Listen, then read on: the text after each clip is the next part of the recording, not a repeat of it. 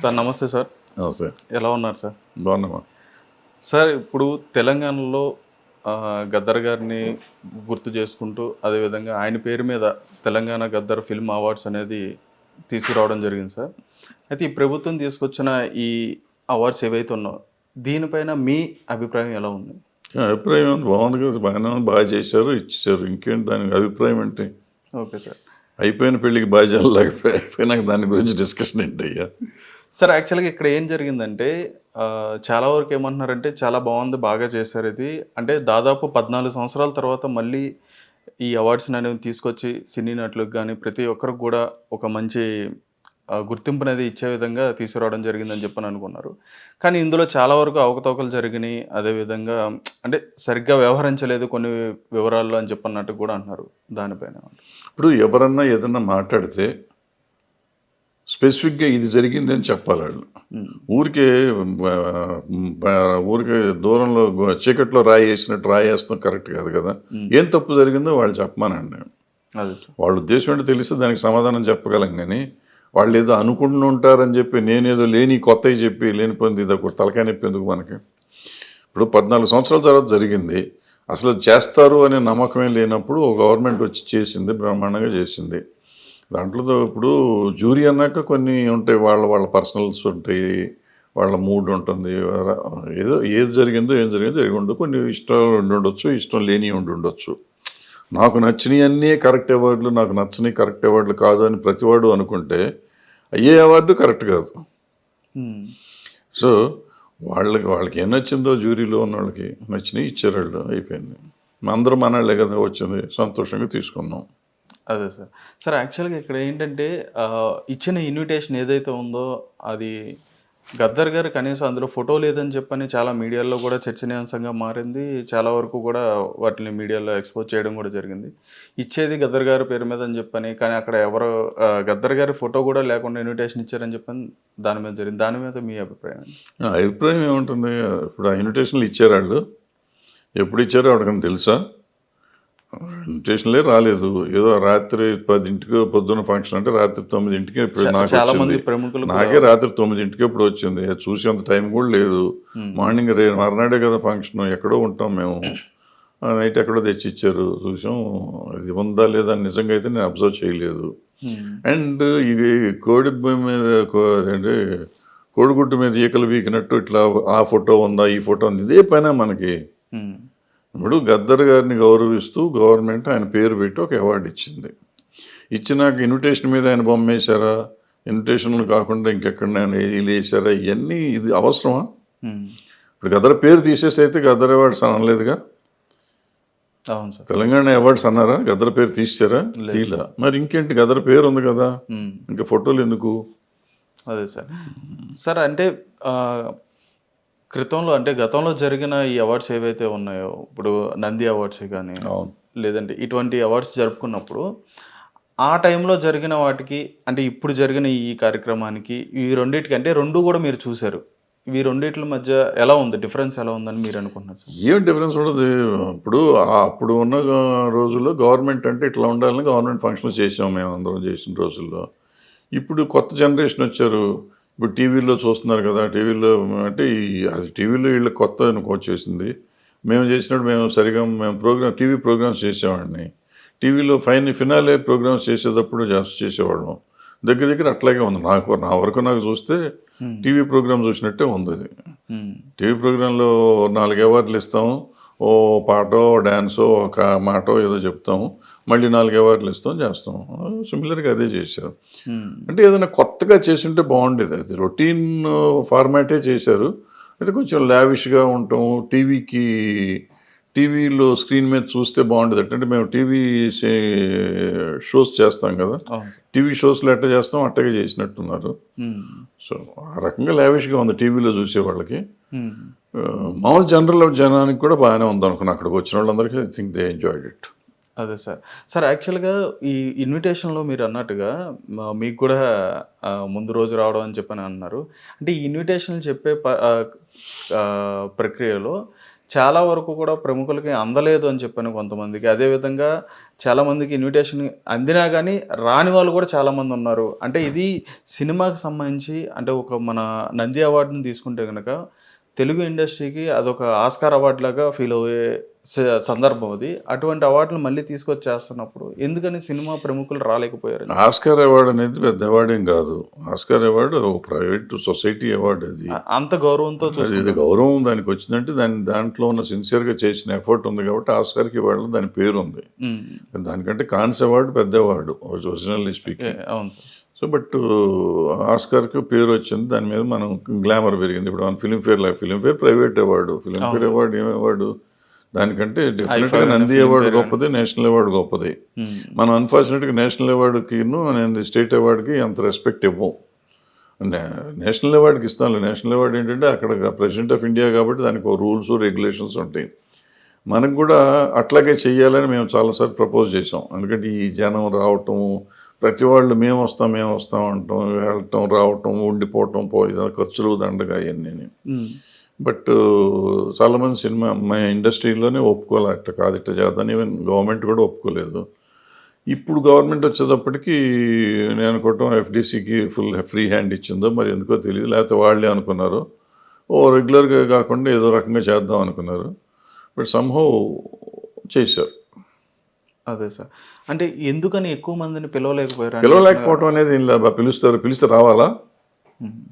మీరెవరు, మేము ఎవరు రావద్దు అని చెప్తానికి. నాకు ఇష్టమైతే వస్తా, ఇష్టం లేకపోతే రాను. ఒకటి ఫస్ట్ పాయింట్.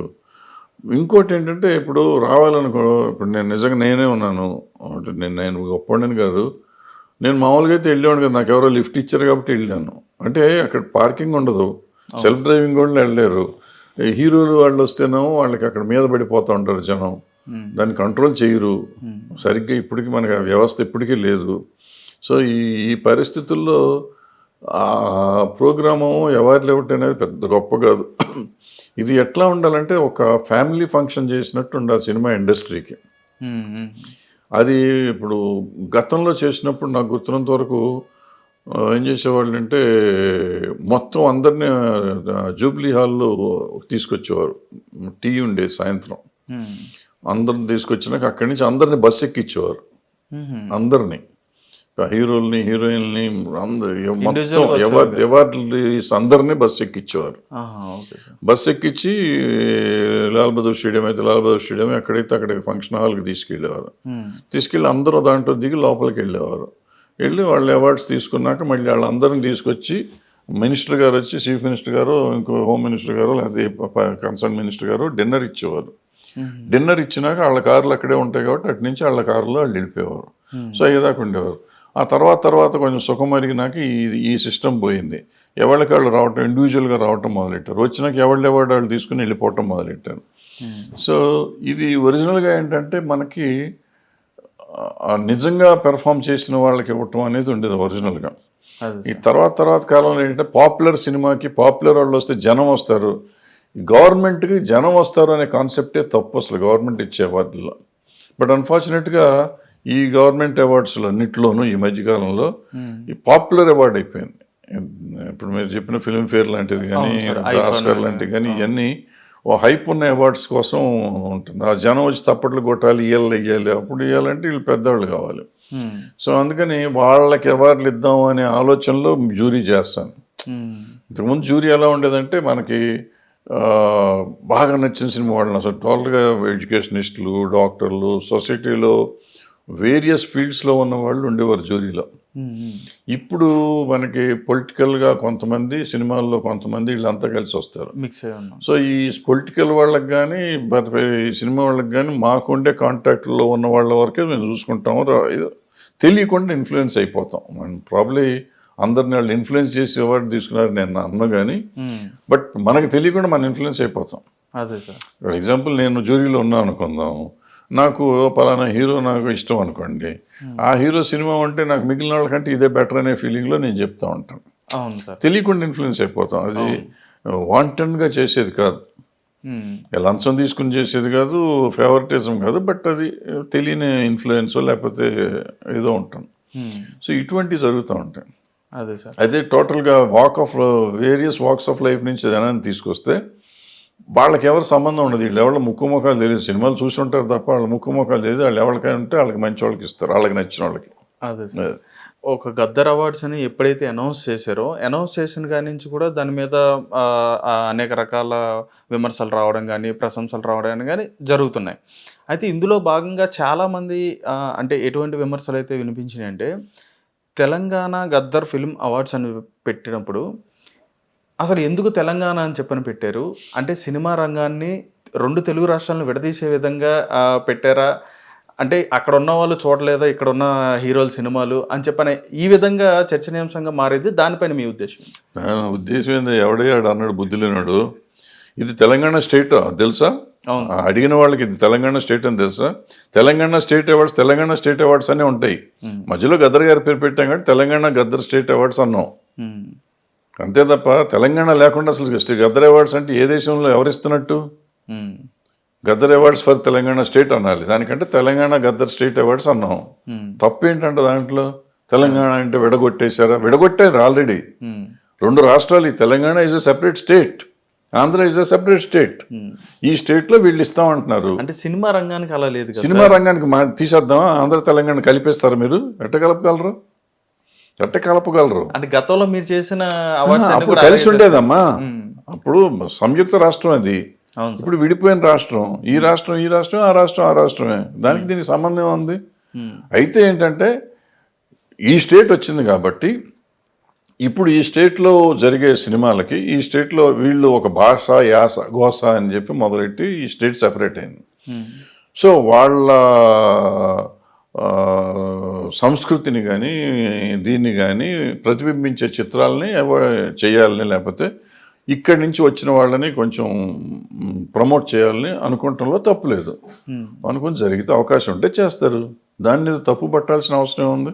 రేపు మనకి ఆంధ్రాలో ఉందనుకుందాం, ఆంధ్రాలో ఉంటే ఆంధ్రాలో చేయరా? అదే సార్. ఆంధ్రాలో తెలంగాణ వాళ్ళకి ఇవ్వము అంటారా అవార్డ్స్? అంటే ఏం లేదు సార్, ఎక్కడ ఇస్తారు కదా. సో ఇక్కడ ఇచ్చారు కదా. ఇప్పుడు మీరు లెక్క తీసుకుంటే ఇప్పుడు ఆంధ్ర తెలంగాణని మనం సెపరేట్ చేసి దాన్ని విడగొట్టి మనం చేయాలనుకుంటే ఇచ్చిన అవార్డ్స్లో అన్ని ఆంధ్ర వాళ్ళకి ఇచ్చారు. తెలంగాణ వాళ్ళకి ఎంతమందికి ఇచ్చారు? తిరగేస్తే బోర్లేస్తే 4 వచ్చినాయి అవార్డులు. అవి లెక్కేసుకోవాలా మరి? లెక్కేసి ఇప్పుడు దాన్ని విడగొట్టేసి అన్యాయం జరిగిపోయిందని నేనే చెప్పొచ్చు. తెలంగాణకు అన్యాయం జరిగింది, ఆంధ్ర వాళ్ళకి ఇచ్చారని చెప్పొచ్చు. అది తప్పది. So cinema industry as such మొత్తం అంతా కలిపి ఇచ్చారు వాళ్ళు. తప్పులు ఒప్పులు జరిగితే ఏమన్నా జరిగింది. తప్పు ఒప్పు అనేది నా పర్స్పెక్టివ్, నీ పర్స్పెక్టివ్. అది ఇచ్చిన వాళ్ళు జూరీ ఒక 11 మందిని వాళ్ళు ఎన్నుకున్నారు. ఆ 11 మందో 12 మందో ఏదో అనుకున్నారు, అది కరెక్ట్. అది వాళ్ళని తప్పు పడటానికి మనం ఎవరు? అదే సార్. సార్ యాక్చువల్గా ఇప్పుడు అంటే మనం విడగొట్టకపోయినా కానీ టాలీవుడ్ అనేటప్పటికీ, అంటే సినిమా రంగం అనేటప్పుడు మన తెలుగు వాళ్ళు ఎక్కడ ఉంటే అది మన టాలీవుడ్ సినిమా ఇండస్ట్రీ అవుతుంది. అయితే సార్ ఇక్కడ ఏదైతే ఈ ఈవెంట్ ఉందో దీనికి సంబంధించి ఆంధ్ర నుంచి కూడా ఇన్విటేషన్స్ వాళ్ళకి ఇవ్వడానికి ప్రయత్నించారు. కానీ కొన్ని అనివార్య కారణాల వల్ల కుదరలేదని చెప్పని వాళ్ళకు కూడా ఇవ్వలేదని చెప్పని మాట కూడా వినిపించింది. దానిపైన నాకు తెలియదు అసలు. వాళ్ళు ఎవరు ఇన్విటేషన్ ఇచ్చేవాళ్ళు వాళ్ళు ఇస్తారు. మనకేం సంబంధం? మనకెందుకు ఆ లోపలికి వెళ్ళాల్సి? ఆంధ్ర వాళ్ళకి ఎందుకు ఇస్తారా? అసలు ఎందుకు ఇచ్చి ఉండాలి? ఒకవేళ ఇచ్చి ఉంటే తప్పు నా ఉద్దేశంలో. ఈ స్టేట్ అవార్డ్స్ ఈ స్టేట్ వాళ్ళకి ఇవ్వాలి, ఆంధ్ర వాళ్ళకి ఎందుకు ఇవ్వాలి మనం? సినిమా ఇండస్ట్రీ ఇక్కడే ఉంది యాస్టేజ్గా. పడతా సినిమా ఇండస్ట్రీ ఆంధ్రాలో లేదు కదా. గొప్ప మంది బాంబేలో ఉన్నారు, లేకపోతే చెన్నైలో ఉన్నారు. సో ఆంధ్రాకి వెళ్ళి ఎవరికి ఇస్తారు? ఎవరున్నారు అక్కడ ఇస్తానికి? నాకు తెలిసి అంతకుముందు ఆయన ఉండేవారు, జయప్రకాష్ గారు ఉండేవారు. ఆయన ఇప్పుడు లేరు. ఇంకెవరిని ఆంధ్రాలో ఉన్నవాళ్ళు నాకు తెలిసిన ఆర్టిస్టులు ఎవరు లేరు అక్కడ ఇస్తానికి. సో ఒక ఇన్విటేషన్ ఇస్తానికి. ఇప్పుడు ముఖ్యమంత్రి గారిని వాళ్ళని పిలవాలంటే సపరేట్గా గవర్నమెంట్ పిలుస్తుంది. ఆ ముఖ్యమంత్రి చంద్రబాబు నాయుడు గారిని పిలవాలో, పవన్ కళ్యాణ్ గారిని పిలవాలో అనుకుంటే పిలుస్తారు, గవర్నమెంట్ పిలుస్తారు. బట్ మిగతా వాళ్ళకి ఎవరికి ఇన్విటేషన్ ఇవ్వాల్సిన అవసరం వాళ్ళకి లేదు. ఇస్తానికి ప్రయత్నం చేశారని కూడా నేను నమ్మను. సార్ అంటే మీరు ఇప్పుడు ఈ 2 చూశారు కదా సార్. మీ టైంలో ఏ రకంగా మీరు జ్యూరీలో ఉన్నప్పుడు మీరు ఎలా సెలెక్ట్ చేసుకున్నారు సార్? అంటే మీ పర్స్పెక్టివ్ ఎట్లా ఉండేది? మీ బోర్డు ఉంటుంది. సినిమాలు చూసి నచ్చిన సినిమాలు అందరం కూర్చుని మీటింగ్ పెట్టి ఓటింగ్ చేసి ఎవరు ఎక్కువైతే వాళ్ళకి ఇచ్చేవాళ్ళం. కొన్ని తప్పు అనిపించినవి పోరాడేవాళ్ళు కొంతమంది. చైర్మన్ పోరాడినవి ఉన్నాయి, మెంబర్స్ పోరాడినవి ఉన్నాయి, మార్చినవి ఉన్నాయి. మారుతాయి అంతే, మారుతుంది అంత. హిట్ టీవీ యాప్ ఇందులో short news, live news, entertainment shows, movies, digital magazines తో పాటు మీ జిల్లా వార్తలను కూడా ఫ్రీగా చూడొచ్చు. ఇంకెందుకు ఆలస్యం, వెంటనే హిట్ టీవీ యాప్ ని డౌన్లోడ్ చేసుకుని ఫ్రీగా ఎంటర్టైన్మెంట్ పొందండి. Hit TV app. Hit TV app. Please download hit TV app. Hit TV యాప్ని ఫ్రీగా డౌన్లోడ్ చేసుకొని ఎంజాయ్ చేయండి. మీకు నచ్చిన ఎంటర్టైన్మెంట్ కోసం హిట్ టీవీ యాప్ ని ఫ్రీగా డౌన్లోడ్ చేసుకుని ఎంజాయ్ చేయండి. హిట్ టీవీ యాప్ని డౌన్లోడ్ చేసుకుని ఆస్వాదించండి, ఆశీర్వదించండి. ఇంతమంది సెలబ్రిటీలు హిట్ టీవీ యాప్ ని డౌన్లోడ్ చేసుకోండి అని చెప్తున్నారంటే ఎంత మంచి యాప్ ఆలోచించండి. అమెరికా అమెరికా అమెరికా అమెరికాలో చదవాలనుకునే వాళ్ళకి విశ్వసనీయమైన పేరు మన శౌర్య కన్సల్టెన్సీ. UK లో 1 year masters. UK లో 1 year masters. 2 years work permit up to 5 years visa. Contact Saurya Consultancy. Contact 89851 89851.